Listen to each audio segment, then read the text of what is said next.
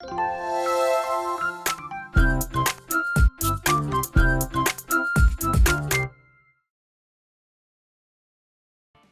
잠시 후 행복한 아침에서는 역사 속에 오늘은 어떤 의미를 갖는 날인지 오늘의 역사 준비되어 있고요. 그리고 이 시간 기다리시는 분들 참 많으시죠? 맛있는 요리를 아주 쉽게 알려드리는 이보은의 사계식탁 이어집니다. 저희는 광고 후에 다시 돌아올게요.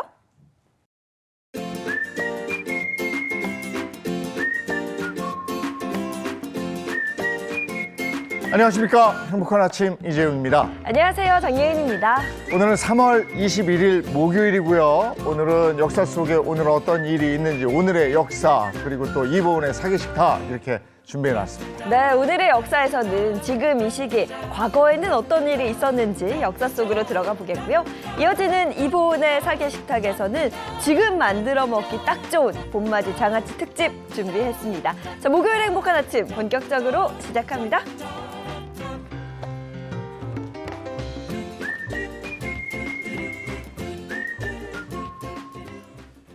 화제 이슈를 발빠르게 전해드리는 모닝 브리핑부터 시작합니다. 장유미 변호사와 함께합니다. 어서 오세요. 네, 안녕하세요. 네, 첫 번째 이슈부터 전해주시죠. 네, 첫 번째 이슈. 어제 고척돔에서 열린 메이저리그 개막전에 폭탄 테러 협박이 있었다는 소식입니다. 폭발물 설치 흔적이나 위험 상황은 발견되지 않은 가운데 경찰은 지난해 비슷한 협박을 벌인 일본의 한 가상 종교단체를 의심하고 있습니다. 실제로 폭탄은 없었지만 이런 협박이 있었다는 것만으로도 아찔한데요. 협박 메일을 보니까 지금 메이저리그 슈퍼스타거든요. 오타니 쇼헤이 선수를 해치겠다 이런 내용까지 있었다면서요. 그렇습니다. 어제 오전 6시쯤 캐나다 주 밴쿠버 총영사관 측을 통해 협박 메일이 한 건 신고가 됐는데요. 이 메일 내용을 보면 고척돔에 고성능 폭탄을 터뜨려서 LA 다저스 소속의 선수인 오타니 쇼헤이 등을 해치겠다. 이런 내용이 포함되어 있었습니다. 네, 그런데 왜 일본의 종교단체를 의심하고 있는 거예요? 바로 이 메일의 내용과 형식 때문입니다. 지난해 테러 협박을 했던 일본 항심교의 수법과 매우 비슷하기 때문인데요. 항심교는 일본의 한 변호사와 그 주변 사람들을 괴롭히기 위해 만들어진 가상의 종교단체입니다. 앞서 대법원과 서울신청에도 폭탄을 터뜨리겠다면서 협박한 이력이 있는 단체로 알려지고 있는데요. 경찰은 동일범의 소행으로 보고 서울경찰청 사이버수사대에서 사건을 병합해 수사할 방침입니다. 네, 많은 사람이 모이는 경기장, 행사장 또 이런 공간에 테러 협박이 오면 얼마나 긴장하겠습니까? 그러니까요. 예, 이거 잡아서 엄벌을 해야 될 텐데. 자, 다음 이슈 전해주시죠. 네, 두 번째 이슈입니다. 불이익을 무릅쓰고 국민연금을 애초 수령 나이보다 일찍 타는 조기 노령연금 수급자가 85만 명으로 100만 명 선에 바짝 다가섰다는 소식입니다. 손해를 보는데도 먼저 타는 사람이 늘어났다는 이야기잖아요. 그렇습니다. 어제 국민연금공단의 국민연금 공표 통계 그 자료를 보면요. 지난해 11월 기준 조기 노령연금 수급자는 84만 9,744명으로 집계됐습니다. 이는 조기 노령연금 제도가 시행된 지난 1999년 이후 최대 규모인데요. 조기 노령연금 총수급자는 앞으로도 지속해서 증가할 전망입니다. 올해 약 96만 명을 거쳐서 2025년도에는 107만 명으로 처음으로 100만 명대 선을 넘어설 거로 관측되고 있습니다. 사람들이 국민연금을 앞당겨 받는 이유가 뭐랍니까? 일단 국민연금연구원이 2022년 7월 조기노령연금 수급자 33명을 대상으로 조사를 한 결과가 있습니다. 이 중 생계비 마련이 필요해서라는 답변이 가장 많았고요. 또 나중에 받는 것보다는 하루라도 빨리 타는 게 경제적으로 더 유리할 것이라고 판단했다는 응답도 높았습니다. 네, 그러니까 생각이 급한 분들은 지금 당장 받을 수밖에 없는 것이고 네. 이게 또 고갈된다 이런 얘기가 있으니까 불안하니까 먼저 받고 이러시는 거군요. 자, 다음 이슈 전해주시죠. 네, 세 번째 이슈입니다. 10가구 가운데 4가구는 자녀가 김치를 먹지 않는 것으로 답변했다는 소식입니다. 한국인은 김치 없이는 못 산다 이런 얘기가 있고 저는 실제로 그렇거든요. 네. 근데 이제는 그렇지 않은 경우가 있다는 건데 가족 구성원 중에 특히 아이들이 김치를 좀 안 먹는 건가요? 네, 그렇습니다. 한국농수산식품유통공사에 따르면요. 가정에서 김치를 전혀 먹지 않는 가족 구성원으로 자녀를 꼽은 응답률이 40.9%에 달했습니다. 이어서 본인이 먹지 않는다. 그리고 배우자, 형제, 자매 등 기타 동거인 순으로 답변 순서가 나왔는데요. 자녀를 꼽은 응답 비율 매년 늘어나고 있는 추세입니다. 우리한테는 참 맛있는 건데 이 김치를 안 먹는 이유가 뭐랍니까? 네, 매운 음식을 먹지 못해서라는 답변이 30.8%로 가장 많았고요. 김치 냄새를 싫어해서, 그리고 맛이 없어서, 그리고 소금이 너무 많을 것 같아서라는 응답이 그 뒤를 이었습니다. 소비자들 대부분은 상품 김치의 매운맛 등급 그리고 숙성 정도가 표시되기를 희망한다는 답변도 많았습니다. 어릴 때 이거 안 먹던 애들도요, 나이 들면 다 먹더라고요. 라면 먹을 때도 꼭 필요한데. 그러니까 이거 안 먹는다고 너무 쪼지 마십시오. 네. 다음 이슈 전해주시죠. 네, 네 번째 이슈. 어느 아파트에 황당한 공고문이 화제입니다. 게시된 공고문의 내용을 보면요, 창문 밖으로 피임 도구를 제발 던지지 말아달라라는 뭐야, 다소 민망한 내용이 포함되어 있습니다. 네, 일단 공고문의 내용 자체가 굉장히 당황스럽습니다. 이게 어떻게 된 일일까요? 네, 지난 19일 한 아파트 승강기에 부착된 안내문 사진이 온라인 커뮤니티에 올라와서 화제가 됐는데요. 알고 보니 입주민 중에 누군가가 다 쓴 피임 도구를 바깥에 투척하는 일이 발생했던 겁니다. 아파트 관리사무소 측에서는 창문 밖으로 콘돔을 버리지 말아달라, 이런 안내문을 부착했던 건데요. 관리사무소 측이 공개한 사진 속에는 아파트 발코니 난간과 화단 풀밭에 누군가 이미 사용한 흔적이 있는 피임 도구가 놓여져 있었다고 합니다. 이 소식을 접한 누리꾼들, 이건 유전자 분석을 해서라도 범인을 색출해야 된다, 이런 반응 내놓고 있습니다. 아유, 어떻게 이런 짓을 합니까? 그거를 밖에 누가 보기도 치우라는 거야? 민망하고 그거 아니죠, 그거. 글쎄 말이에요. 네. 아, 이거 유전자 검사 해야 돼요? 어떻게 해야 돼요? 검사하면 나오게 될 텐데. 네. 아이고 참. 자, 오늘 모닝 브리핑 여기까지 하겠습니다. 장현미 변호사와 함께했습니다. 고맙습니다. 네, 고맙습니다. 감사합니다.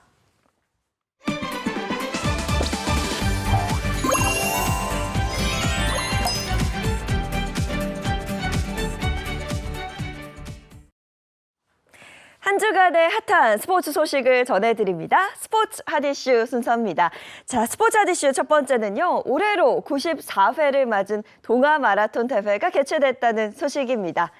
자, 국내 유일의 플래티넘 라벨 대회 제94회 동아 마라톤 대회가 지난 17일 개최됐는데요. 10개국 141명의 엘리트 선수와 3만 8천 명의 마스터스 러너가 참가해 역대 최대 규모를 자랑했습니다. 10도 안팎의 포근한 날씨 속에 참가자들은 봄 내음을 맡으며 도심을 달렸는데요. 이날 국제 부분에선 에티오피아의 저말 이모르 머코넌 선수가 2시간 6분 8초로 우승을 차지했고요. 국내 남자부에선 건국대학교 김홍록 선수가, 또 여자부는 충주시청 임혜진 선수가 우승을 차지했습니다. 여자 마스터스 부분에서 우승한 40대 과학고사 교사 홍서린 씨도 굉장히 화제인데요. 홍 씨는 우승 인터뷰에서 학교에서 늘 과학만 강조하는 선생님인데 갑자기 마라톤 대회에서 1등을 했다고 이야기하면 아이들이 놀랄 것 같다며 흐뭇한 미소를 지어 보이기도 했습니다. 자, 스포츠 핫 이슈 두 번째 소식입니다. 두 번째 소식은 최초로 한국에서 열린 메이저리그 개막전 소식입니다. 자, 올 시즌 강력한 우승 후보로 꼽히는 LA 다저스와 스타 선수들이 즐비한 샌디에이고 파드리스가 어제 서울 고척 스카이돔에서 맞붙었는데요. 오타니 쇼헤이를 품은 LA 다저스가 역사적인 서울 시리즈 개막전의 승자가 됐습니다. LA 다저스는 1대2로 끌려가던 8회 3안타와 상대 수비 실책을 틈타 넉 점을 뽑아내며 역전극을 만들었는데요. 배츠와 오타니가 연속 적시타를 때려내며 쐐기를 박았습니다. 오늘 열리는 2차전에서는 샌디에이고 파드리스가 조 머스그로브 선수를 선발로 내세워 서력에 나섭니다. 또 이번 개막전을 위해 방한한 오타니 쇼헤이 부부의 소식도 연일 큰 화제인데요. 서울로 오기 전 일본 여자 프로농구 선수 출신인 다나카 마미코와의 결혼을 깜짝 발표하고 아내와 동행에 입국하면서 오타니 선수를 향한 관심은 더욱더 커지고 있습니다. 오타니는 아내와 함께 해외를 나온 건 이번이 처음이다. 저희 부부에게 있어서 좋은 시간이 될 것 같다며 소감을 밝히기도 했습니다. 자, 스포츠 핫이슈 마지막 소식 전해드리겠습니다. KLPGA 투어 블루캐니언 레이디스 챔피언십에서 대세 중에 대세죠. 이예원 선수가 우승을 차지했다는 소식입니다. 이예원 선수는 지난 17일 태국 푸켓의 블루캐니언 컨트리클럽에서 열린 대회 최종일 경기에서 최종 합계 9언더파 207타로 2위인 최민경 선수를 한타 차로 제치며 정상에 올랐는데요. 시즌 초반에 얼른 시즌 터스를 했으면 좋겠다고 계속 생각을 했는데 시즌 두 번째 대회 만에 우승을 할 수 있게 돼서 더 영광스럽고 기분이 좋은 것 같습니다. 이혜원 선수 정말 대단하죠. 지난해 3승을 거두면서 대상과 상금왕, 평균 타수 1위 등 개인 타이틀을 석권했는데요. 해외에서 열린 이 시즌 두 번째 대회에서 일찌감치 우승하며 2년 연속 KLPGA 투어 평정을 노리고 있습니다. 자, 한 주간의 핫한 스포츠 소식, 스포츠 핫 이슈 함께했습니다.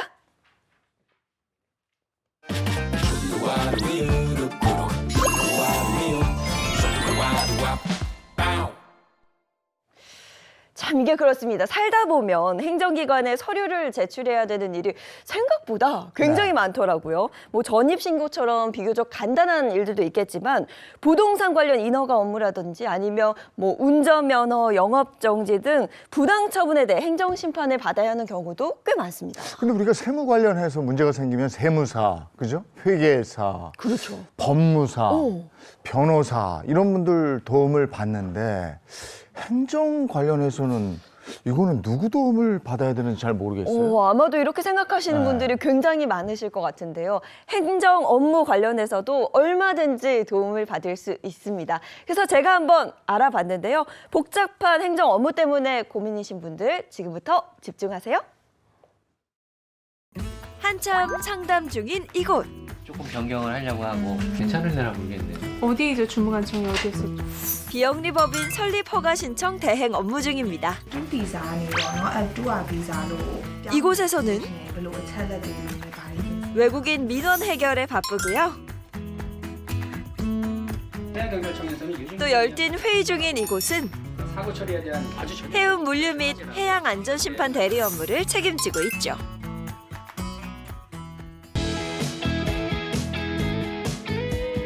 각자의 자리에서 바쁜 하루를 보내고 있는 이들의 공통점, 과연 뭘까요? 저는 대한민국 행정사입니다. 오늘의 주인공 바로 행정사, 지금 만나러 갑니다. 복잡하고 어려운 행정 관련 문제들, 행정사는 한마디로 이런 문제들을 해결하는 국민들의 행정 대리인이라고 할 수 있는데요. 전국적으로 약 43만 명의 행정사가 지금 이 순간에도 국민의 행정 편익을 위해 애쓰고 있다고 합니다. 그렇다면 대한민국 행정사에 대해 좀 더 제대로 알아볼까요? 안녕하세요. 아나운서 장예인입니다. 저는 오늘 뚜벅뚜벅 한결같은 마음으로 국민 편익 증진을 위해 애쓰고 있는 대한행정사회에 나와 있는데요. 대한행정사회 황혜봉 회장님을 모시고 보다 자세한 이야기 나눠보도록 하겠습니다. 안녕하세요, 회장님. 네, 안녕하십니까. 반갑습니다. 대한행정사회 회장 황혜봉입니다. 반갑습니다. 네, 반갑습니다. 사실 행정사라는 전문 분야에 대해서 시청자분들께서도 좀 낯설게 느끼실 것 같은데요. 우선 행정사란 무엇일까요? 한마디로 말하면은 국민의 행정적 문제를 해결하는 전문가 집단입니다. 행정에 여러 부처가 있듯이 분야가 굉장히 많이 있습니다. 그에 따라서 우리가 국민에게 서비스를 제공하고 있습니다. 지난해 6월이었죠. 대한행정사회 2대 회장으로 또 중요한 역할을 맡게 됐습니다. 그동안의 여정에 대해서 좀 들려주시죠.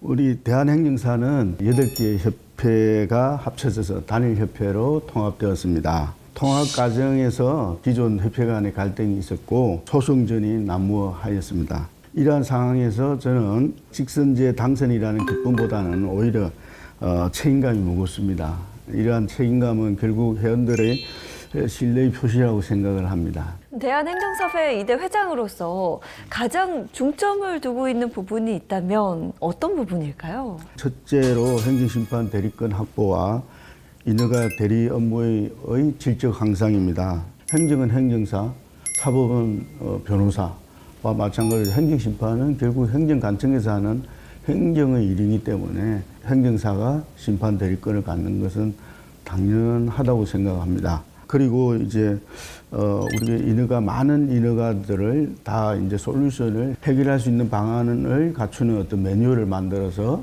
그 매뉴얼만 보면은 업무를 할 수 있도록 그렇게 할 예정입니다. 두 번째는 행정사법 개정을 통해서 스스로 자정 능력을 갖추는 것입니다. 변호사라든지 법무사라든지 다 자정 노력을 갖추는 그런 법조항이 있습니다. 그런데 저희들은 회원들이 우리 협회에 가입을 하지 않아도 사업을 할 수 있도록 행정사업을 하는 그런 경우가 허다합니다. 그래서 그런 것을 자정 능력을 통해서 그런 것을 해결하려고 행정사법 개정을 하려고 하고요. 셋째, 행정사의 권익을 높이도록 하겠습니다.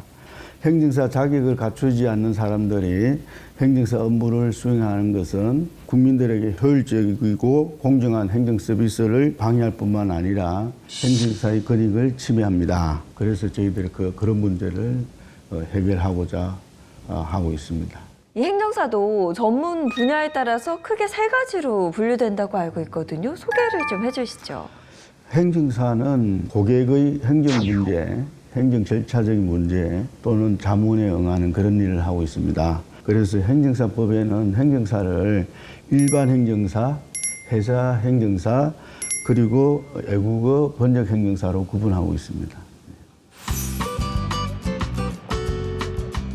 그렇다면 가장 먼저 행정에 관한 다양한 업무를 수행하고 있는 일반 행정사부터 만나볼까요? 일반 행정사, 주로 무슨 일들을 하나요? 네, 저희는 비영리법인을 설립할 수 있도록 이런 인허가 업무, 그리고 이제 사회적 기업 인증 이런 다양한 업무들을 진행하고 있고요. 그리고 이제 외국인 투자 신고라든가 아니면 억울한 일로 통해서 이런 행정 처분을 받은 분들을 위해서 이런 구제, 행정 심판과 같은 구제 업무를 하고 있습니다. 사회적경제지원센터의 운영위원이라서 작성해서 다양한 업무 중에서도 특히 이곳은 비영리법인 설립과 관련한 일에 전문적인 도움을 주고 있었는데요. 서울시 서울시 어디 무슨 과에? 실질적으로 어떤 도움 받으셨어요? 실제 이제 공익법인 신청을 2년 전에 했을 때 공무원들의 시각에서 저희가 맞춰가지고 사업 계획을 쓰는 게 굉장히 중요했습니다. 근데 그때 우리 이제 행정사님께서 많은 도움을 주셨습니다. 그리고 이곳이 특별한 또 하나의 이유. 바로 일반 행정사이면서 외국어 번역 행정사 업무를 병행하고 있기 때문인데요. 외국인분들이 한국에 이제 투자를 하시고 지사 설치 신고를 하거나 해외 문서가 국내에 들어온 일이 상당히 많아요. 일반 행정사가 이제 그런 서류 업무도 하고 번역도 하고 이런 인증 과정까지 하면 굉장히 또 편안해 하시기 때문에 이런 시너지를 위해서 이런 업무를 같이 하게 됐습니다. 이로써 보다 능동적인 업무 처리와 함께 전문성을 배가시킬 수 있었다고 하네요. 제가 가진 이런 재능을 좀 나누고 이런 전문 영역에 대해서 좀 봉사하는 그런 일들도 함께 하고 싶습니다. 행정사의 할 일은 네버엔딩. 이곳은 외국인 민원 해결을 전문 분야로 하는 일반 행정사 사무실. 생활도 하고 장애들도 데리고 와있어. 미얀마 국적의 민원인들이 실제로 상담 중이었는데요. 이 회사를 선택한 거 잘한 것 같아요. ဆွေးနွေးပေးတဲ့လူတီးမင်းတွေကလည်းတကယ်ကိုချစ်တော်လာခဲ့ပေါ့နော်အဲ့လိုမျိုးဖော်ဖော်ရွေ့ရွေ့နဲ့တေချာအသေးစိတ်ကြကြရှင်းပြပေးလို့ဒီအတူဗီဇာနဲ့ပတ်သက်ပြီးတော့အများကြီးနားလည်ပါတယ်အရင်တော့မသိတာတွေလည်းသိလိုက်ရတော့ 전화를 해서 그걸 의뢰를 하면 이외에도 외국인 근로자 행정 처분 구제, 지역 특화형 비자 등 다양한 행정 업무도 돕고 있었습니다. 여기서 이르는 과정에서 지난해 남원 한 회사에서 크게 불이 났었어요. 실직하게 되면 비자 연장이 안 되는 상황이 발생했습니다. 이때 저희가 출입국과 지자체에 수없이 전화하고 그래가지고 애의 조항으로 비자 유지 후 지금은 회사에 그 사람들이 복귀해가지고 일 잘하고 있습니다. 이럴 때 큰 보람을 느끼게 됩니다. 이번에 만나볼 행정사는 바로 해양안전심판 및 해운 업무 분야에서 힘쓰고 있는 해사 행정사입니다. 다들 잘 아시다시피 얼마 전 행정장관들이 해양 사고 중 선박 사고에 대한 회의가 한창 진행 중이었는데요. 화재에 대한 내용입니다. 선미하고 중간 부분에서 화재가 확산됐을까요? 아닌지 큰 선박 같은 경우는 해사 행정사, 또 어떤 일들을 책임지고 계시나요? 첫째는 해상행정사의 실무 교육을 실시하고 있고요. 그리고 두 번째는 해상 여객 운송 사업이라든지 해운에 관한 업무를 진행 중에 있고요. 마지막으로 해양 사고의 발생의 원인을 규명하기 위해서 심리 판정하는 특별행정심판의 해양 안전심판에 관한 업무를 주 업무로 하고 있습니다. 결코 쉽지 않은 업무이지만 피해자의 편에 서서 권리를 찾아주는 한편 여러분들은 뭐 동의하시는 사실 국가 각 기관과의 이해관계도 고려해 원만한 합의점을 찾기 위해 애쓰고 있었습니다. 현재 진압 영상 확보하기 위해서 현재 해사행정사의 인원 배출이 연 3명으로 한정돼 있어요. 그래서 해사행정사의 편제를 대폭 상향을 좀 시켜서 보다 원활한 행정 편익 서비스 업무가 진행되고 경쟁력 있는 해사행정사로 자리매김할 수 있었으면 하는 바람이 있습니다. 그래서 행정안전부가 긴밀한 협의를 거쳐서 지속적으로 편제 요청을 할 예정입니다. 네, 이렇게 오늘 황혜봉 회장님과 함께 행정사 그리고 대한행정사회에 대해서 자세히 알아봤는데요. 마지막으로 우리 행복한 아침 시청자분들께 한 말씀 부탁드립니다. 대한행정사는 국민 여러분의 일상생활에 필요한 다양한 행정 서비스를 제공하고 여러분들의 권익을 지키는 역할을 하고 있습니다. 억울하고 불이익이 없는 행복한 세상을 만들도록 최선을 다하겠습니다. 감사합니다. 네, 회장님 오늘 좋은 말씀 고맙습니다. 감사합니다. 복잡하고 골치 아픈 행정 업무를 대신 해결해주는 우리들의 히어로. 대한민국 행정사 여러분, 앞으로도 파이팅입니다.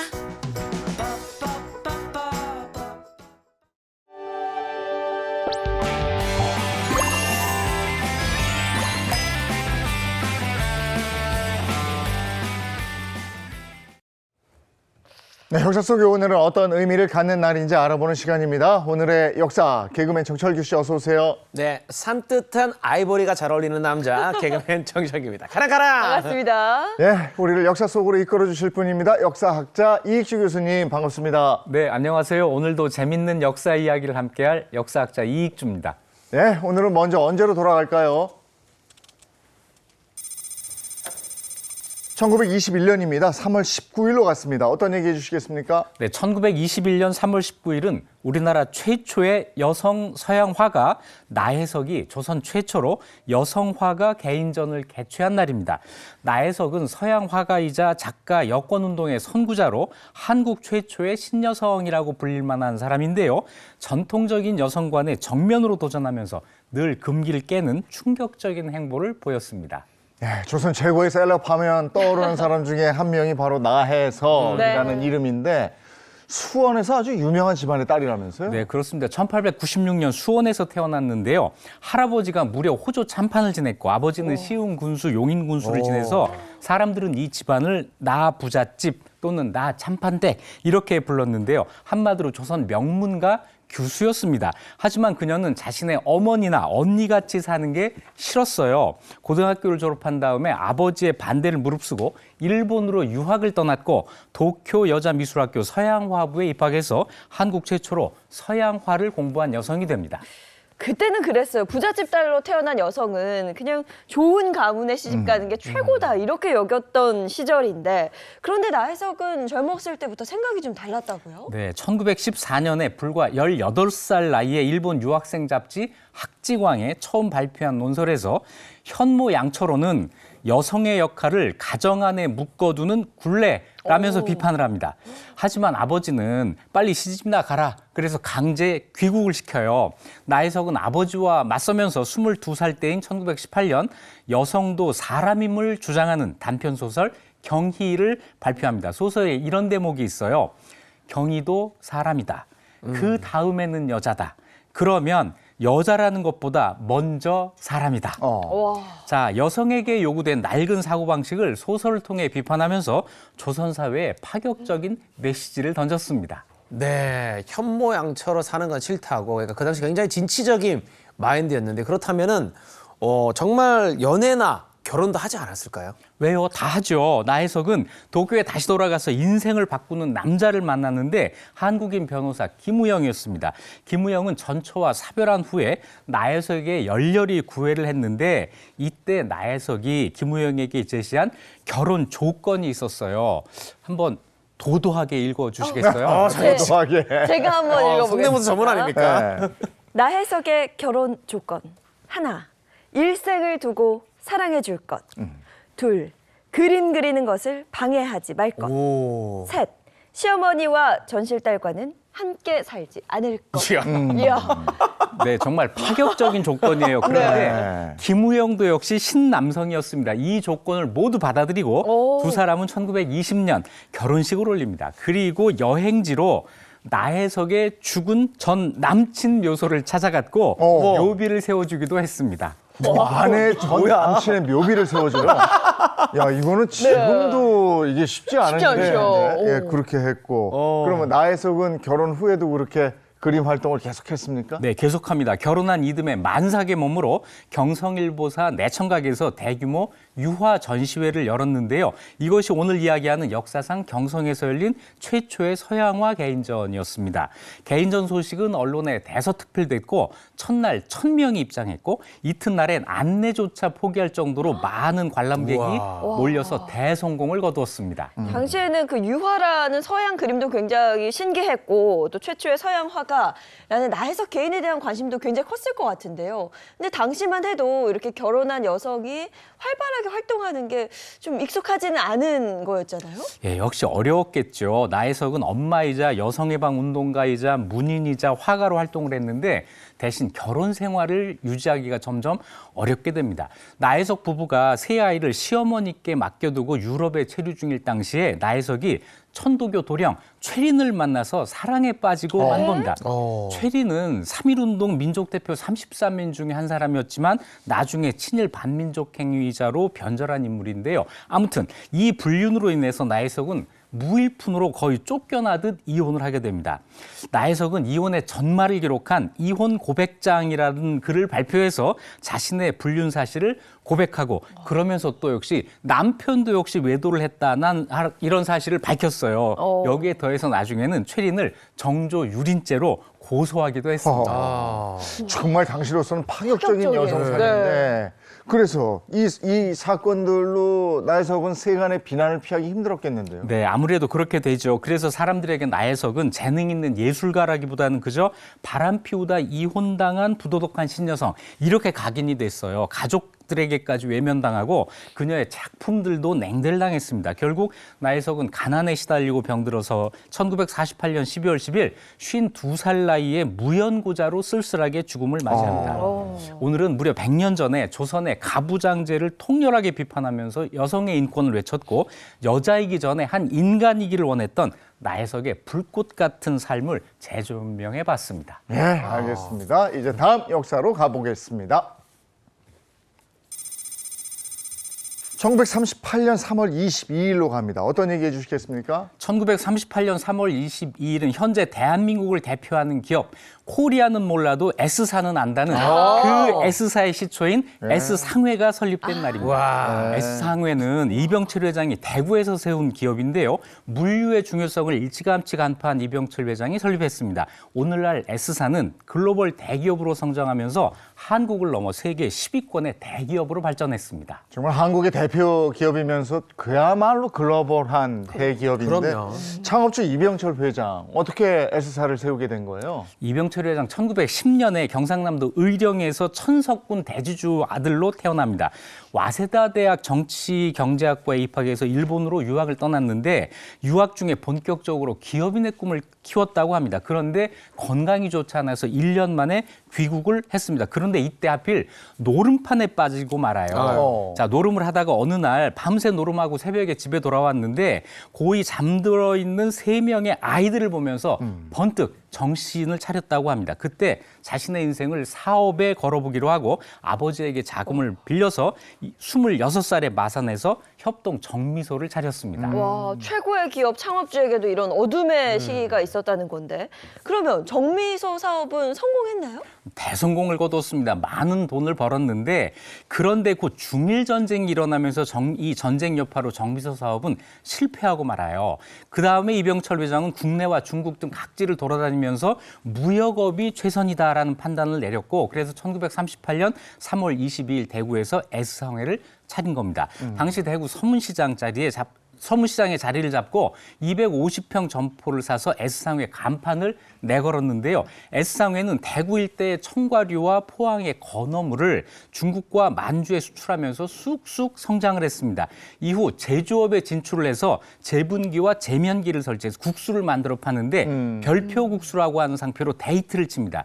이 국수를 사기 위해서 도소매상들이 상점 앞에 언제나 장사진을 이뤘다고 해요. 자, 여기에 더해서 대구의 일본인이 경영하던 조선 양조를 인수해서 대구에서 굴지의 납세자가 됐고요.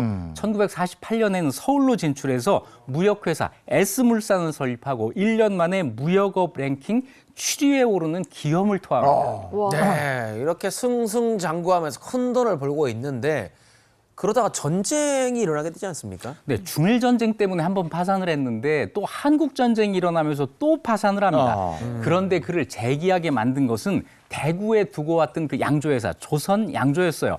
직원들이 무려 3억 원을 비축해 두었고 이 돈을 이병철 회장에게 전달을 합니다. 이병철 회장의 그 인재경영 철학이 있어요. 의심 가는 사람은 쓰지 말고 일단 쓴다면 전적으로 신뢰해야 한다 하는 것이 이때 만들어졌다고 합니다. 야, 직원들의 힘으로 S사가 다시 일어날 수 있었던 겁니다. 이병철 회장의 그 사람 보는 눈이 빛을 본 순간이었던 것 같아요. 네, 그렇죠. 이후 이 회장은 전쟁 중이던 1952년 부산에서 S물산을 재건했고요. 전쟁 끝 무렵에는 제조업에 뛰어들어서 1953년 제땡제당, 제땡 모직을 설립해서 사업 영역을 확장해서 오늘날 S그룹의 토대를 만듭니다. 이후 S물산은 정부의 수출 정책 아래에서 1975년 대한민국 종합상사 1호로 지정이 됐고 1977년에 대한민국 수출 100억 달러 달성에 지대한 공헌을 했습니다. 네, 이병철 회장이 또 대단한 게 70이 넘은 나이에 반도체를 눈여겨보고 이거 되는 사업이다 해서 다들 반대하는데 이걸 밀어붙인 거라면서요? 네, 1969년에 S사의 운명을 바꿔놓는 아주 새로운 산업 그 진출이 있는데요. 바로 전자였습니다. 전자에 진출하면서 앞으로는 여러 산업에 반도체가 사용될 것이다라고 예상을 했고 그때 지병인 폐암과 사투를 벌이면서도 반도체 투자를 결정합니다. 1983년 2월에 반도체 사업 시작을 전격적으로 선언을 했는데 이 반도체 사업은 1987년 이병철 회장 별세 후에 이건희 회장 시대로 넘어가면서 1988년 만년 적자에서 벗어나 3,200억 원 흑자를 기록했고 현재도 고속 성장을 거듭하고 있습니다. 늘 현재에 안주하지 않고 미래에 도전했던 이병철 회장, 그의 선견지명은 오늘날 대한민국이 세계적인 경제 강국이 되는 밑거름이 됐습니다. 야, 뭔가 되는 걸 판단해내는 능력이 탁월하군요. 네. 아, 나도 그런 눈을 좀 가져봐. 뭐 하시게요? 자, 이제 다음 역사로 가보겠습니다. 1987년 3월 22일로 갑니다. 어떤 얘기 해주시겠습니까? 1987년 3월 22일은 한국의 아우슈비츠라고 불리는 부산 형제복지원 사건이 세상에 알려진 날입니다. 이날 전국 최대 불황화 수용시설 부산 형제복지원에서 직원들의 구타로 원생 1명이 숨지고 35명이 집단 탈출하는 사건이 발생했는데요. 탈출한 원생들의 입을 통해서 형제복지원의 인권 유린 실태가 세상에 알려지게 됐습니다. 밝혀진 공식 사망자만 657명. 그런데 정확한 사망자 수는 확인할 수조차 없는 끔찍한 살인 현장이었던 겁니다. 형제복지원이 처음 알려졌을 때 이런 끔찍한 실태를 보고 들으면서 많은 분들이 지옥이 있다면 바로 여기가 지옥이겠구나 이런 생각을 했는데 이런 것이 어떻게 처음 만들어지게 된 겁니까? 네, 이 복지원을 만든 사람은 육군 부사관 출신이던 박인근이라는 사람인데요. 그는 박정희 정권에서 발표한 불황인에 관한 업무 처리 지침을 떠올리면서 불황인을 수용할 시설, 형제복지원을 만들었습니다. 박인근은 불황인들을 모아서 강제 노역을 시키면서 이 복지원을 키워갔는데 갓난아기부터 노인까지 장애인, 노숙자 등 온갖 부류의 사람들을 불황인으로 낙인 찍어서 강제 수용했어요. 그런데 실상은 길을 가다가 잡혀오기도 하고 공원에서 잡혀오기도 하고 역에서 끌려오기도 하고 무고한 시민들이 다 끌려왔고 심지어는 미성년자 납치도 빈번하게 일어났습니다. 평범한 사람들을 사람들을 불황자라고 막 끌고 왔다는 거잖아요. 그러니까요. 대체 그 안에서 어떤 일이 있었을까요? 네, 이렇게 갖은 방법으로 사람을 끌어다 놓고 불법 감금시키고 강제 노역을 시킨 거예요. 음식을 주는데 소금에 절인 배추김치 하나에 먹다 남긴 생선가시를 가마솥에 한 사흘쯤 끓인 이런 국, 이런 걸 먹이면서 일을 시켰는데요. 탈출을 못하게 높이 4.5m의 담을 세우고 경비원, 경비견들이 24시간 감시를 했습니다. 저항하면 폭행, 기압, 구타가 막 이루어졌고 이 과정에서 사망자가 다수 발생했습니다.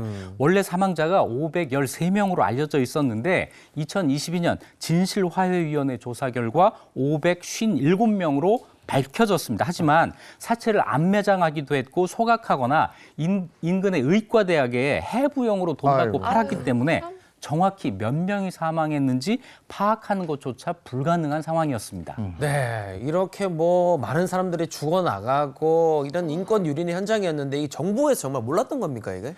알았죠. 그런데 더 이걸 도와줬습니다. 1981년에 88 서울 올림픽 개최가 결정되면서 정부에서는 외국 사람들 보기에 좋지 않다 하면서 불황인 단속을 심하게 했어요. 거리 환경을 정돈한다는 정부의 이 묵인 아래에서 형제복지원이 더욱더 날개를 달게 된 거죠. 공무원들은 불황인을 잡으면 근무 평점 오르고 인센티브까지 주니까 적극적으로 불황인 모집에 가담을 했습니다. 전두환 정권은 형제복지원에 시설 운영비를 해마다 10억에서 20억 원 이렇게 지원을 했고요. 심지어는 박인근 원장을 청와대로 불러서 대통령 표창까지 했습니다. 이러는 바람에 바깥 세상에서는 박인근이 복지계에 살아있는 신화이자 불황인의 천사 이렇게 알려지기까지 했습니다. 정부의 비화에 이런 말도 안 되는 지옥이 엄연히 존재할 수 있었다는 건데 그 안에 있는 사람들은 좀 기가 막혔을 테고 어디다 하소연도 못했을 텐데 이 인간 박인근이라는 자, 이 사람은 어떻게 됐습니까? 네, 1987년 3월 22일에 원생들의 집단 탈출로 형제복지원의 실상이 세상에 알려지고 수사가 곧 시작이 됐습니다. 그런데 수사를 하는 담당 검사에게 상급 검사장과 부산시장이 압력을 가해왔고 심지어 대통령 전두환도 박 원장은 훌륭한 사람이다. 박 원장 덕분에 거리에 거지도 없고 좋지 않냐라면서 두둔을 했습니다. 그래서 결국 검사가 무기징역을 구형하려다 못하고 결국 박인근은 불구속 입건된 상태에서 재판을 받아요. 1987년 6월 징역 10년에 벌금 6억 원을 선고받았지만 1989년 항소심에서 징역 2년 6개월에 벌금 0원이 선고됐고 2년 6개월 복역하고 출소한 후에 다시 이름만 바꾼 채 다른 복지시설을 열었고 온천장, 헬스장, 대규모 골프장 이런 여러 사업을 벌이기까지 했습니다. 박인근이 2016년에 사망해서 재수사를 통해 처벌하려고 해도 처벌할 수가 없게 됐습니다. 정의가 살아있음을 보여줄 수 있는 기회조차 없어지고 만 거죠.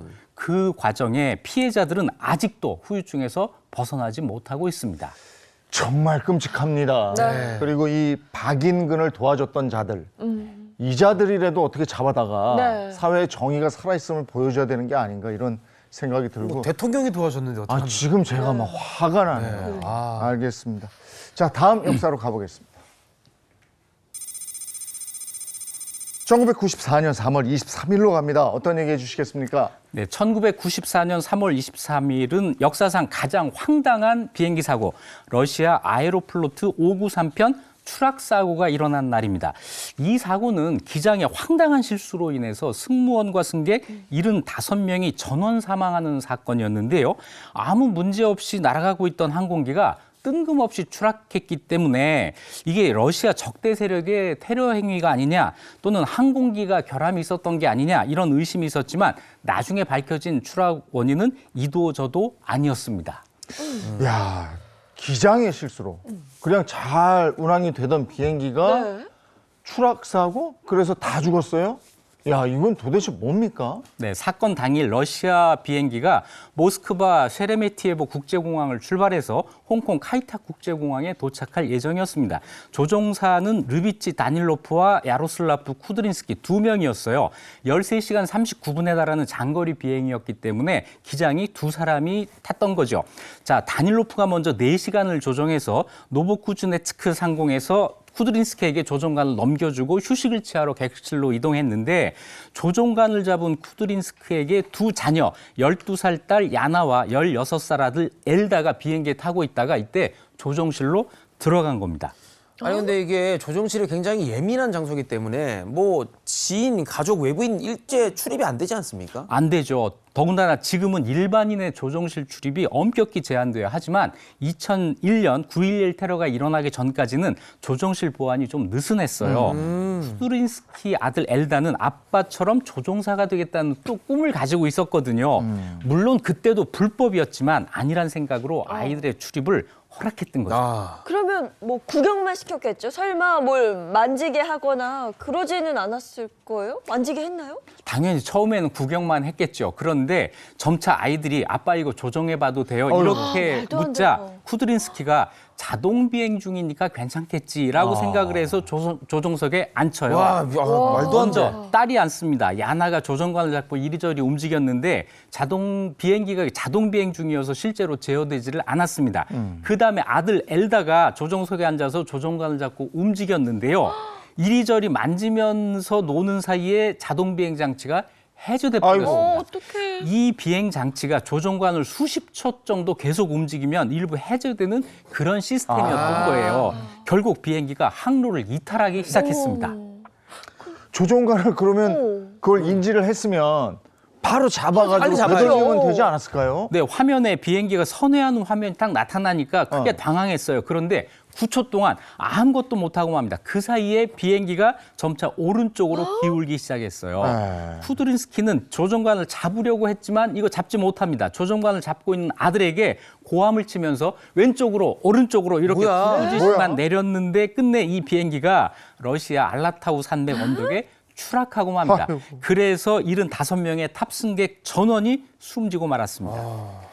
이 사건은 기본적인 안전 수칙을 안일하게 생각하면 얼마나 큰 일이 벌어질 수 있는가를 보여준 역사상 가장 황당하고 끔찍한 사건이었습니다. 야, 정말 말도 안 되는 사고네요. 말도 안 어떻게 되는 이런 일이 바로 잡지도 못하고. 어떻게 이런 일이 그 애한테 무슨 오른쪽으로 왼쪽 이게 말이 됩니까 이게 안 지금? 되죠. 야, 오늘은 여기까지 해야 되겠네요. 오늘은 다소 황당한 얘기들을 많이 가지고 오셨네요. 예, 자, 유익한 역사 얘기 들려주신 이익주 역사학자였습니다. 고맙습니다. 고맙습니다. 감사합니다.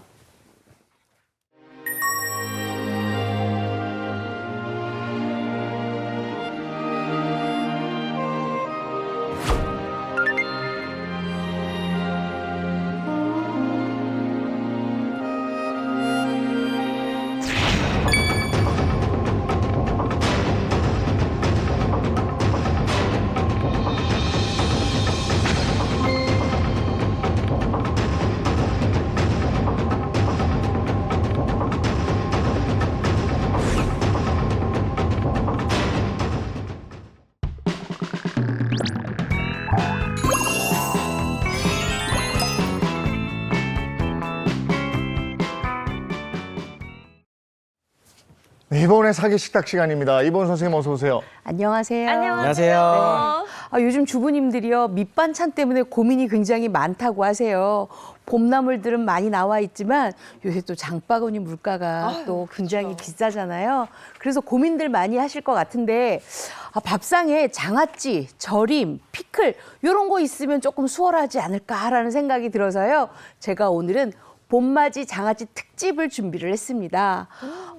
요새 시장에 나가면요 오이가 조금 가격은 있는데 너무 맛있어요. 아작아작하고 수분도 많고 굉장히 달달한 맛이 많이 나거든요. 그래서 이 오이 가지고 꼬들오이 장아찌 한번 만들어 볼 거예요. 맛있겠다. 꼬들꼬들하게 만들어서 삭혀놓은 장아찌이기 때문에 여러분들이 정말 제가 지난주에 냉털 김밥 했었죠. 냉장고 털이. 하는데도 아주 안성맞춤이고요. 아작아작하게 씹히는 맛이 아주 그만이라 여러분들이 굉장히 좋아하실 그럴 장아찌입니다. 그리고 또 하나는 바로 무말랭이 피클식 장아찌를 준비를 했습니다. 무말랭이로 피클을 만들어 하실 텐데 그냥 무보다는 훨씬 더 맛있고 오돌하게 씹히는 그 맛 때문에 정말 여러 가지 다양하게 이용할 수 있어서 오늘 장아찌 특집은 여러분들이 꼭 보시고 실천을 꼭 한번 해보셔야 되는 메뉴들입니다. 맛있겠어. 그러니까요. 식탁에 장아찌 하나만 있어도 굉장히 풍성한 느낌이 드는데 이게 원래 오래 걸리잖아요, 이게. 네. 근데 일주일은 먹을 수 있다니까 간단하게 해서 먹기 굉장히 기대가 될 것 같은데요. 네. 네, 아주 맛있게 드실 수가 있는데 일단 오이를 먼저 준비를 하겠습니다. 오이는요, 요새 오이가 정말 너무너무 싱그러워서 제가 요새 매일매일 오이 반찬을 만들고 있거든요. 이 오이 깨끗하게 씻는데 꽃소금이나 굵은 소금 물에 조금 푸른 다음에 이렇게 비벼가면서 씻어주시는데 제가 왜 물에 푼 다음에 씻으라고 하냐면 소금을 요 손바닥에 올려놓고 이렇게 비벼가면서 씻으면 겉면에 굵은 소금 입자가 좀 굵다 보니까 스크래치를 내게 하거든요. 네. 그렇게 되면은 오이 겉면에 있는 껍질에 사실 오이 껍질도 굉장히 영양이 많잖아요. 이 껍질에 스크래치가 가기 때문에 여기에 물이 많이 스며들어서 나중에 물렁물렁해지거든요. 네. 그래서 우리가 원하는 아작아작한 그런 식감이 안 나오기 때문에 일부러 꽃소금을 물에다 헹구고 그다음에 비벼가면서 씻어서 이렇게 준비를 해놓으세요. 그러고 난 다음에는 오이를 아주 간단한 방법으로 조리하시면 됩니다. 이렇게 해서 4등분 해주세요. 네. 요새는 오이가 씨가 많이 굵질 않아요. 그렇기 때문에 이렇게 해서 같이 씨까지 같이 먹습니다. 이렇게. 같이 다 썰어주세요. 네. 아, 우선 그렇게 길게 해서 네. 넣으시네요. 세로로. 이렇게 길게 해야 나중에 꼬들꼬들하게 우리가 그 삭히는데 아주 좋고요. 그다음에 이렇게 해야 오이가 잘 절여져요. 그래서 일부러 이렇게 만듭니다. 이렇게 넣어주세요. 이보 선생님 방법에는 다 이유가 있더라고요. 이유가 있죠. 네. 다 계획이 있고. 어떻게 하든지 제가 만들어냅니다. 네. 그럼 이제 알았어요? 알고 있었는데. 아, 역시 이보 선생님. 이렇게 해서 또 이것도 반도 갈라주세요. 그래서 요거를 몇 개 정도 하느냐, 한 30개 정도 만들면은요, 한 달 정도는 너끈하게 냉장고 안에서 든든한 밑반찬으로 자리를 잡습니다. 한 달간 행복하겠다. 그러니까 오래 먹을 수 있어서 더 좋은 것 그러니까. 같아요. 그렇죠. 만들어 놓으면. 대신에 만드는 기간은 딱 일주일이에요. 그래서 제목이 일주일 동안 만들어 먹는 꼬들 오이 장아찌예요. 자, 이렇게 이제 준비가 됐어요. 그랬으면 이제 여기에다가 절임을 해야 되는데 어떤 절임을 하느냐. 이게 지금 소금이에요. 굵은 소금을 볶아서 빻아서 온 소금이에요. 왜냐하면 빨리 녹으라고. 그래야 흡수가 잘 되거든요. 그래서 소금을 30개라고 생각을 하면 2분의 1컵 정도 이렇게 술술술 뿌려줍니다. 야. 그리고 이렇게 버무려 주세요. 네. 잘 묻도록. 네. 자, 그리고 난 다음에는 여기 설탕이 있어요. 설탕은 한 컵 정도 이렇게 넣어주세요. 아, 소금이랑 설탕을 같이. 네. 넣는 그리고 이것도 같이 이렇게 버무려 주세요. 절임을 하는 거예요. 네. 자, 그리고 난 다음에 이제 마지막으로 식초. 요거 한 컵이에요. 요것도 이렇게 넣어주세요. 아, 지금 여기까지 그 싱그러운 오이 향이 이렇게 싹 넘어오는데 너무 좋은데요. 그 표현이 딱 맞네요. 싱그러운 향이네요. 싱그러운 향이에요. 자, 이렇게 준비를 하면 어느 정도 절임을 하느냐, 딱 1시간 절임을 합니다. 1시간 절임을 하는데 1시간 동안 그냥 가만 냅두지 마시고요. 중간중간에 이렇게 한 번씩 뒤집어 주세요. 그러면 싹 그 식초랑 소금이랑 설탕이 스며들면서 오이가 굉장히 말랑말랑해지면서 노곤노곤해지거든요. 그리고 먹어보면 새콤달콤, 그다음에 딱 간도 알맞아요. 그렇게 딱 만들어 놓으세요. 자, 그렇게 다 만들어 놓고 나면 요걸 이제 건져요.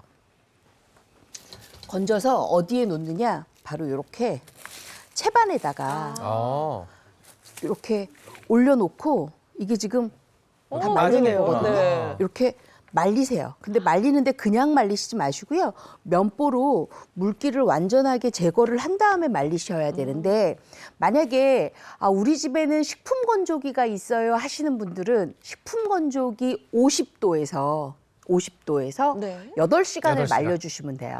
근데 식품 건조기가 없고 저는 그냥 자연에 말리고 싶어요 하실 경우에는 볕이 쨍한 날 그늘에서 이틀 정도 말리시면 돼요. 꼭 그늘에서 말리셔야 돼요. 왜냐하면 이거를 햇빛에다 말리잖아요. 그럼 누렇게 떠요. 볕 때문에. 그러니까 그늘에서 꼭 말려주셔야 돼요. 그래서 그 말린 거가 여기에 준비가 돼 있어요. 이렇게.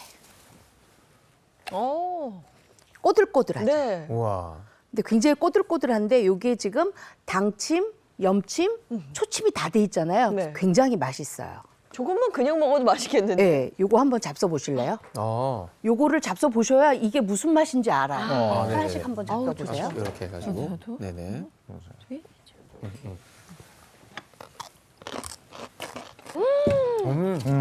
야, 입맛이 확 도네요. 그렇죠. 엄청 아작아작하죠. 네. 제가 이렇게 말려놓은 또 이유가 있어요. 아, 맛있다. 이거를 그냥 절임한 상태에서 바로 작물을 붓고 하잖아요.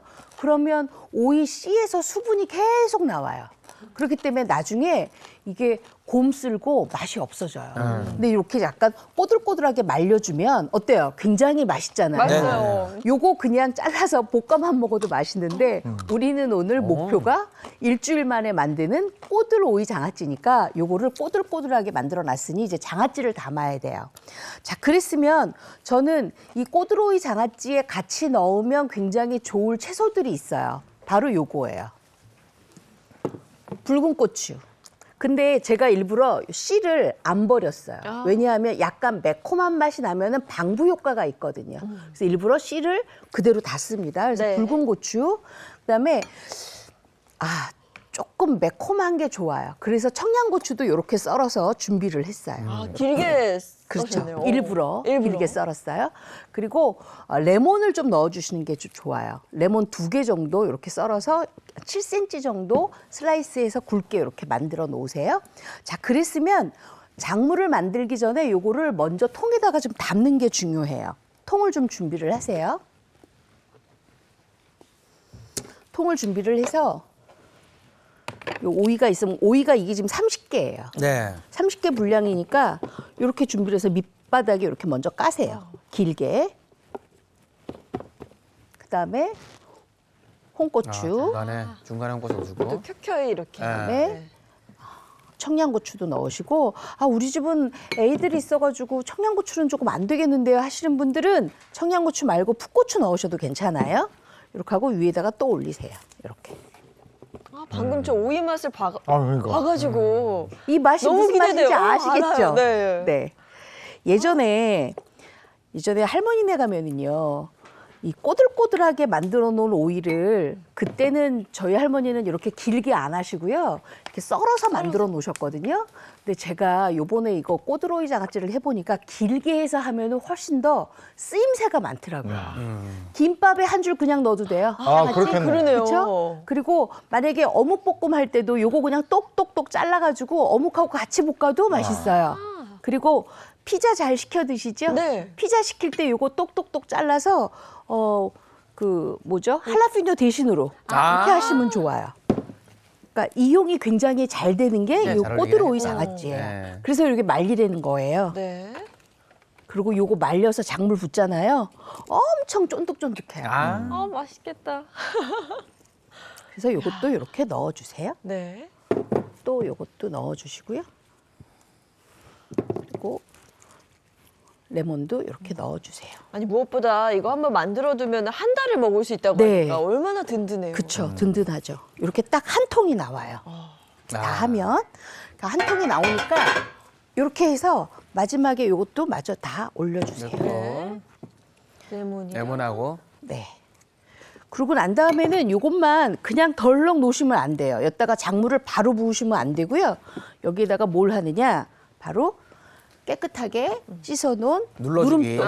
만약에 눌러야지. 누름돌이 없다 그러면 넓은 접시 있죠. 굵은 접시. 접시 같은 거 이렇게 꼭 올려주시면 돼요. 네. 자, 이러면 안에 작물을 부었을 때 떠오르지 않겠죠. 이 상태가 됐으면 이제 작물을 만들어요. 작물을 어떻게 만드느냐? 우리가 분명히 당침도 했고 초침도 했고 염침도 했잖아요. 네. 그러니까 간이 되어 있는 상태예요.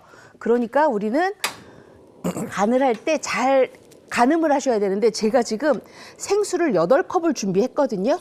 근데 나는 우리 집은 조금 장아찌를 짭짤하게 먹는 편이에요 하시는 경우에는 6컵만 준비하시면 돼요. 근데 저는 8컵을 준비했어요. 약간 삼삼하게 먹는 게 좋아서 여기에다가 간장 2컵을 부으세요.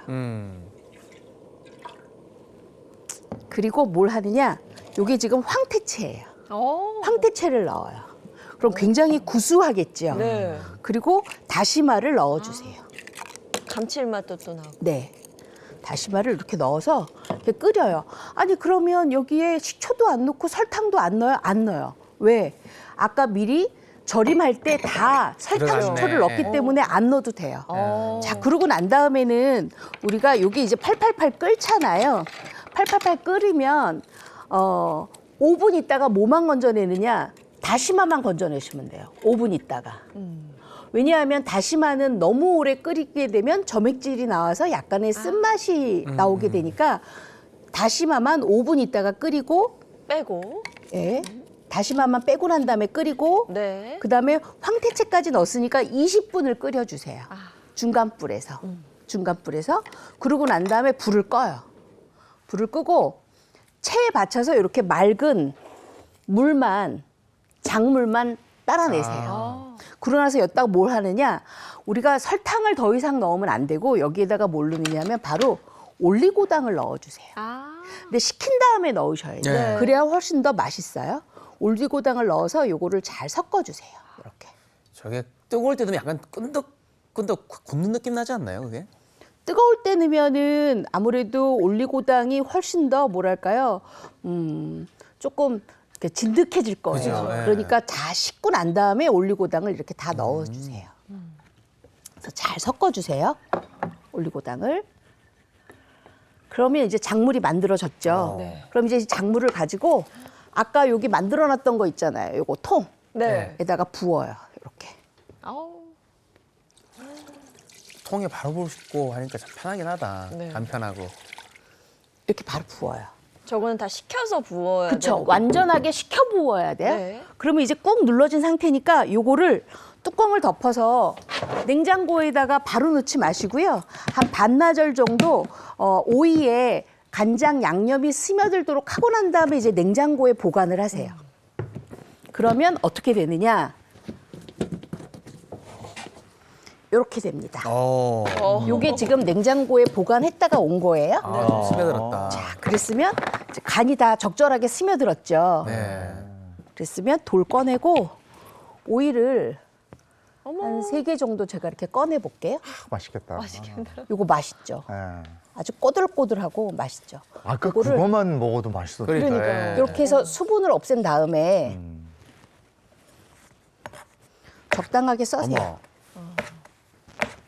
숟가락 안에 딱 올라갈 수 있게 해서. 네. 그래서 볼에다가 이렇게 담고 만약에 우리 집은 워낙 청양고추 좋아해요 그러면 여기 있는 청양고추 한 2개 정도 이렇게 해서 같이 썰어주세요.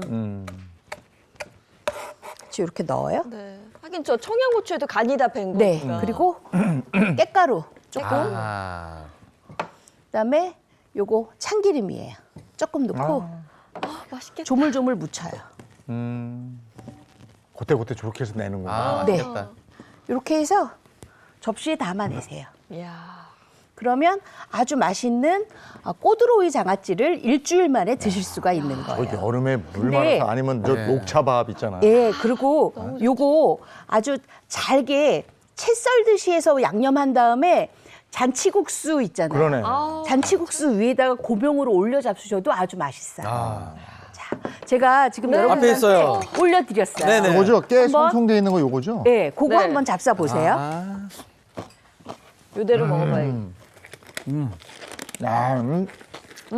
짭짤하니 맛있다. 그쵸, 맛있죠? 입맛 확 돌게 하네요. 와, 이게 오이 자체 뭐 당침, 염침 그리고 네. 초침 다 한 거잖아요. 네, 그러니까 맞아요. 그 오이를 씹을 때 그 맛이 싹 올라와요. 그쵸, 싹 따로 올라오죠. 노는 게 아니라 배어 있어서. 상큼함이 있네, 상큼함이.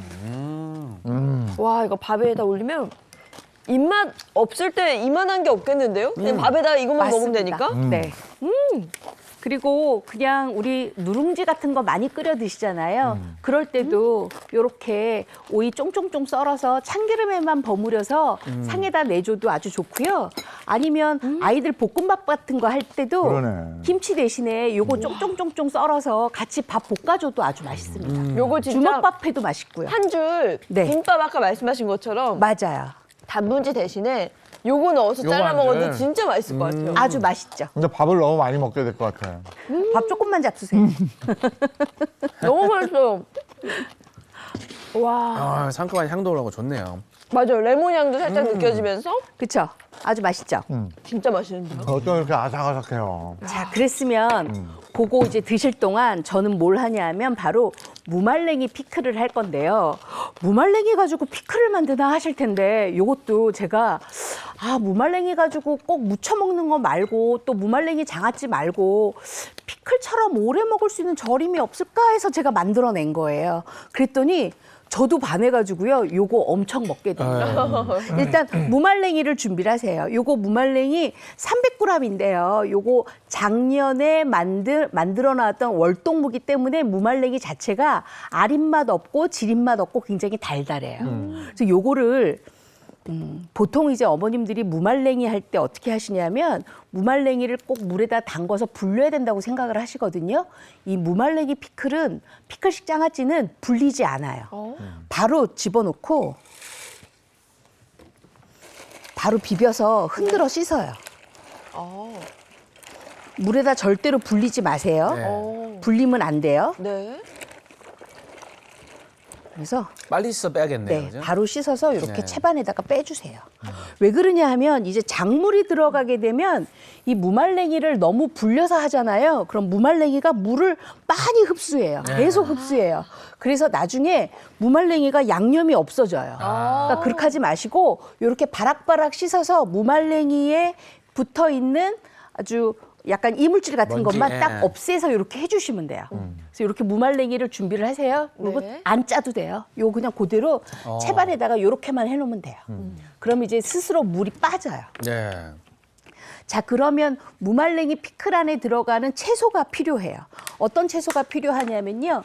저는 무말랭이 안에 조금 빨간색이 있었으면 좋겠어서 요 붉은 고추를 어슷하게 썰었어요. 왜 그러냐 하면 어슷하게 썰어야 무말랭이하고 이 길이가 맞아요.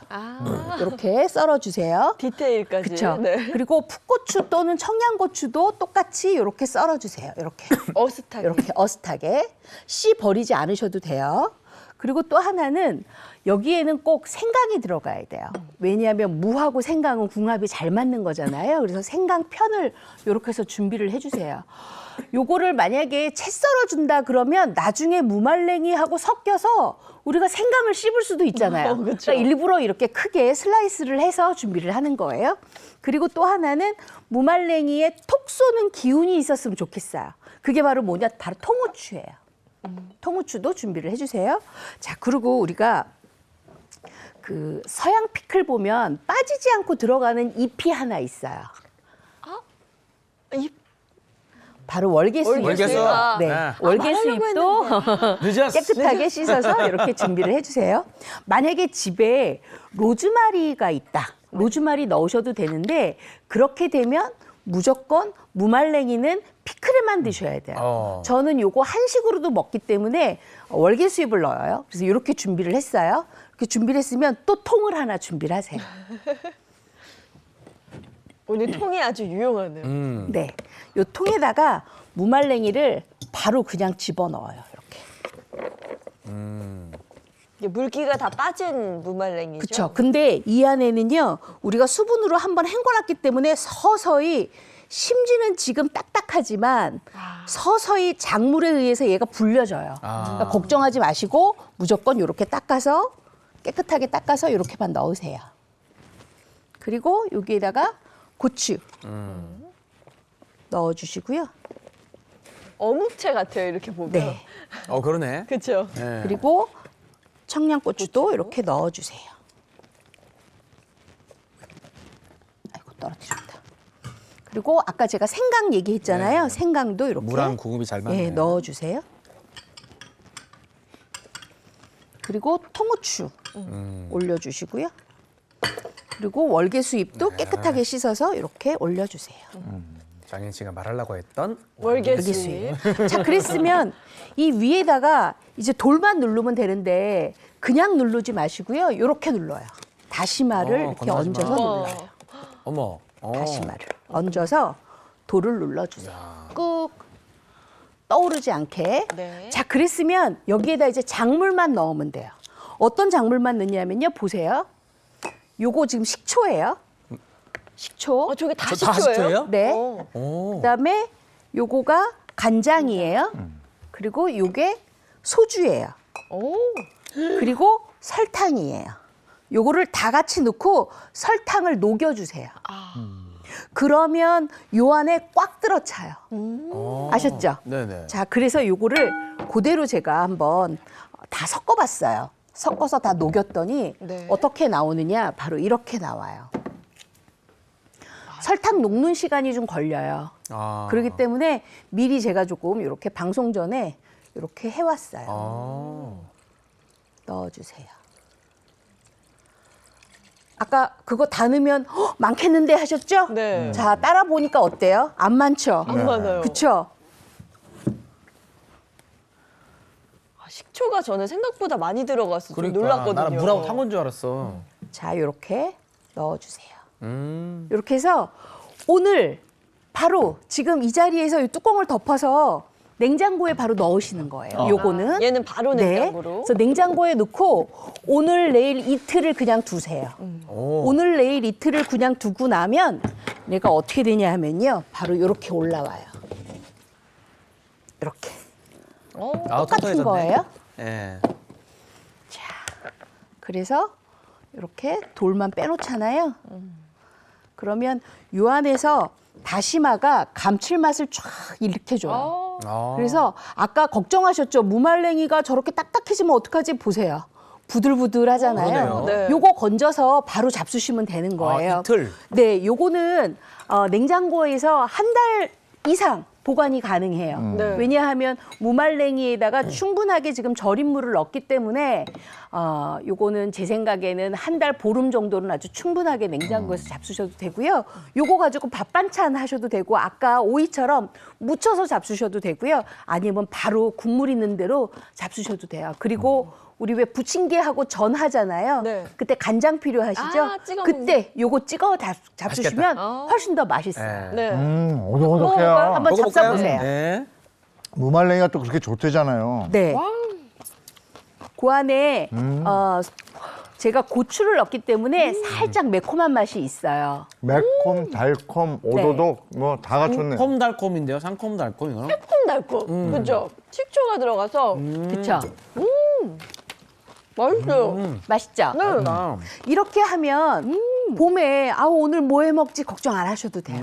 우리 집엔 진짜 꼬드로이 장아찌도 있고 무말랭이 피클도 있으니까 그냥 적절하게 전이나 하나 부쳐서 같이 먹을까 이러시면 얘는 이 피클은 진짜 느끼한 거 먹을 때 그쵸. 얘랑 같이 먹으면 진짜 맛있을 확실하죠. 것 같아요. 네. 활용도 굉장히 다양하게 할 수 있을 것 같고. 그리고 우리가 보통 이제 식사하실 때 밥을 잘 안 먹고 두부 같은 거 구워 잡수시잖아요. 이럴 때 요 무말랭이 피클, 씩 장아찌를 같이 곁들여서 잡수시면 아주 맛있습니다. 와, 근데 식감이 네. 오드득 맞아. 아그작 이 식감이 너무 좋아요. 너무 맛있네. 딱딱할 이거는 뭐였지? 지금 마무리해야 되는데 이거는 꼬드로이 장아찌죠. 꼬드로이 장아찌. 장아찌인데 참기름이 안 들어간 거죠. 네, 그거는 그냥 장아찌만 돼 있는 거고요. 아까 저는 무쳐서 조금 드렸고요. 네. 야. 다음 주 뭐 해주실 거야? 다음 주에는요. 오랜만에 봄철이니까 좀 뜨끈뜨끈한 찌개 먹고 싶더라고요. 좋아요. 찌개 2가지 알려드리는 메뉴로 오겠습니다. 네. 다음 주도 기대됩니다. 네. 제가 먹느라고. 선생님 고맙습니다. 네, 고맙습니다.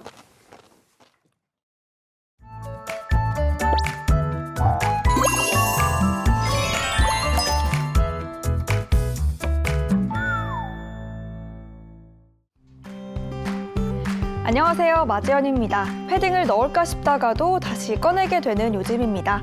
아침까지 꽃샘추위가 이어질 텐데요. 내륙을 중심으로는 아침 기온이 영하권입니다. 옷차림 따뜻하게 해주시기 바랍니다. 낮부터는 날이 조금씩 풀리겠는데요. 서울의 낮 기온 11도, 대구는 13도로 평년 기온을 회복하겠습니다. 다만 크게 벌어지는 일교차는 염두에 두시기 바랍니다. 오늘은 전국이 고기압의 영향권에 들겠습니다. 하늘빛은 대체로 맑겠고요. 대기 확산도 원활해서 공기질도 깨끗합니다. 마음 놓고 환기를 해주셔도 되겠습니다. 계절의 시계가 봄으로 흐르면서 날이 건조해지고 있습니다. 오늘은 서울 등 수도권에도 건조특보가 내려졌는데요. 매년 이맘때에는 화재가 발생하기 쉬우니까요. 불씨 관리 잘해주시기 바랍니다. 기온은 점차 오름세를 보이겠습니다. 주말에는 서울의 낮 기온이 20도 가까이 오르겠고요. 또 당분간 비 소식이 잦겠습니다. 내일과 모레 사이에도 전국에 비가 내릴 전망입니다. 날씨였습니다. 오늘 아침에 쌀쌀했는데 네. 오후 되면서 날이 좀 풀린다고 그러죠. 기온이 좀 오르나 봐요. 네. 이제 정말 봄으로 가고 있는 것 같습니다. 오늘도 좋은 하루 보내시고요. 저희는 내일 아침 7시 30분에 돌아올게요. 행복한 아침, 행복한 하루 되십시오. 고맙습니다. 고맙습니다.